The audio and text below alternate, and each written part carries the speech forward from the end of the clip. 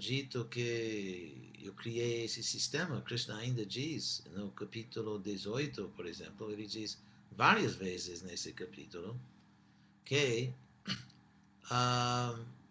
nosso dever nasce da nossa natureza. Assim que uma pessoa tem dever de servir como Brahmana, ou como Kshatriya, Vaishya, Shudra, baseado em sua natureza. A natureza determina o dever. A natureza determina o dever. Assim que, por definição, a priori, por definição, o sistema é natural, porque a sua vocação, digamos, de você, depende ou é determinado por sua natureza. Assim que, por definição, o sistema é natural. Mas também o fato é que agora, nessa era de Kali, é muito difícil restabelecer o sistema de Varnas pelo motivo simples que eu já expliquei muitas vezes, que o sistema de 4 Varnas está baseado em uma economia agrícola. Uma economia agrícola, porque a vida, digamos, pré-industrial, ou a vida não industrial, é muito mais simples. A vida humana é muito mais simples e, podemos dizer, também mais profunda. Muitas vezes, não sempre, mas muitas vezes mais profunda, mais simples e mais... E num sentido, essa simplicidade explica a profundidade, porque, por exemplo, se você está cavando um buraco, e você faz um buraquinho aqui, outro lá, você nunca vai chegar fundo, mas se você concentra toda sua energia num ponto, aí você consegue fazer um buraco, digamos, muito fundo. Então, a vida material, digamos, no passado, era bem mais simples. As pessoas produziam seus alimentos localmente e produziam quase tudo que precisavam, quase tudo localmente. Assim que a vida era muito simples e era possível e até necessário dividir a sociedade só em 4 divisões básicas. Hoje em dia é difícil. Então, por isso, falando de devotos, que sempre somos encorajados por Prabhupada, por Krishna, encorajados a reviver, Prabhupada sempre encorajando-nos a reviver o sistema de Varna. Então, como fazemos? Então, o que eu gostaria de fazer é considerar os 4 Varnas e considerar as dificuldades específicas em cada Varna, ou a dificuldade de estabelecer esse Varna em forma tradicional no mundo de hoje. Por exemplo, um Brahmana, os Brahmanas, como o Prabhupada sempre ensinava, eram bem independentes, porque um Brahmana, digamos, comprado, perde sua integridade.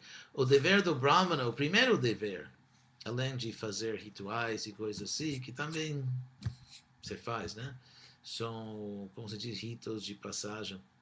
É algo que se faz porque o mundo precisa. Mas o dever mais importante dos Brahmanas é dar conhecimento. Inclusive, Krishna diz em Bhagavad Gita, Shreyan Yagyamayat, Shreyan Dravyamayat Yagya, Jnana Yagya Parantapa, que é melhor que o sacrifício, o ritual, a cerimônia que consiste parafernália, um sacrifício, por exemplo, que você faz um ritual que oferece incenso e água, fogo, que tudo isso é dravya, parafernália do sacrifício, da oferenda. Mas Krishna diz no Bhagavad Gita que melhor que isso, melhor que uma oferenda de parafernália, é a oferenda de conhecimento, de consciência, no sentido que uma pessoa, por exemplo, fazendo uma cerimônia, ritual, ou até adoração, Deus sabe o que está pensando. Ele pode ter a cabeça cheia do diabo, mas está fazendo assim a cerimônia.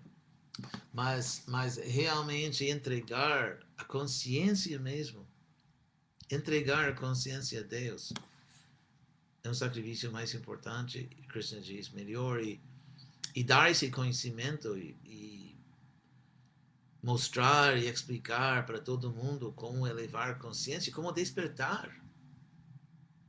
Por exemplo, se um membro da família está sofrendo, está inconsciente, está numa coma, o ponto não é assim botar roupa bonita no vítima e flores, mas de alguma outra maneira por uh, procedimentos médicos de despertar a pessoa para que a pessoa possa outra vez ter consciência normal.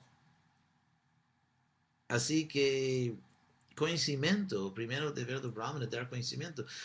Mas hoje em dia, por exemplo, se você, digamos, se você é um membro da maioria das pessoas, que você tem uma família, você é responsável por uma família, se você trabalha, por exemplo, com mestre ou professor, hoje em dia você será um empregado. Agora, tecnicamente, um empregado é um Shudra, mas um professor, um mestre é um Brahmana. Assim que, não quero dizer que a pessoa é uma mistura de Brahmana e Shudra, mas estou dizendo que o sistema social, o espaço vocacional que a sociedade oferece é assim.